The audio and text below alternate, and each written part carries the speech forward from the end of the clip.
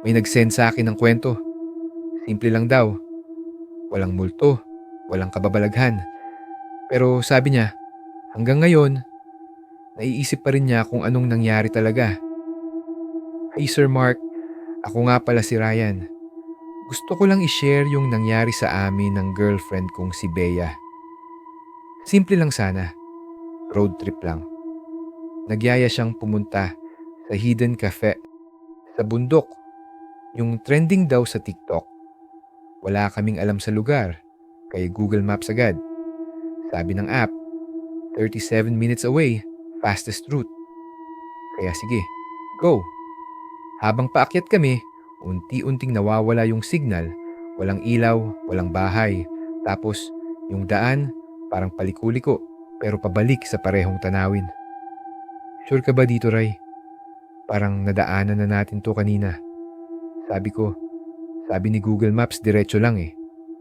Pero habang tumatagal, pare-pareho na yung mga puno sa gilid. Parang umiikot lang kami. Bigla kong naramdaman yung hilo. Yung parang umiikot ang loob ng kotse. Si Bea, nagsimulang magsuka. Ray, nahihilo ako. Parang iba yung hangin dito.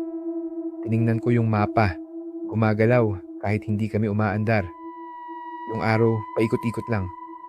Tapos, may text bigla. Proceed with caution. Ang bigat ng hangin. Parang may humihila sa amin para ituloy yung daan. Pero yung pakiramdam ko, iba na. Kaya bigla akong kinabigang manibela. Umatras ako. Kahit sinasabi ni Google Maps, recalculating route, hindi ko na siya pinakinggan. Pagbalik namin sa main road, biglang gumaan ang paligid. Nawala yung hilo.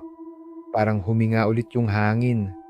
Paglingon namin sa likod, wala na yung daan na dinaanan namin. As in, damuhan lang. Walang bakas ng kalsada. Tumigil kami sa may 7-Eleven para magpahinga. Nung kinwento ko sa clerk, natahimik siya.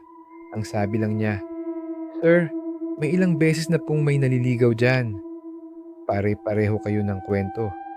Parang umiikot tapos biglang mahihilo. Sabi ni Ryan, simula noon, hindi na siya basta nagtitiwala sa shortcut ni Google Maps. Kasi minsan, kahit may direksyon ka na, may mga daan talagang hindi para sa'yo.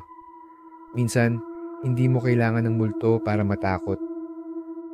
Sapat na yung pakiramdam na may mali sa paligid. Kahit hindi mo alam kung bakit. Ang Google Maps pwedeng tama. Pero ang katawan mo, marunong din magsabi kung kailan dapat huminto. At pag sinabi ng pakiramdam mo na mali na yung daan, baka nga maling daan si Google Maps.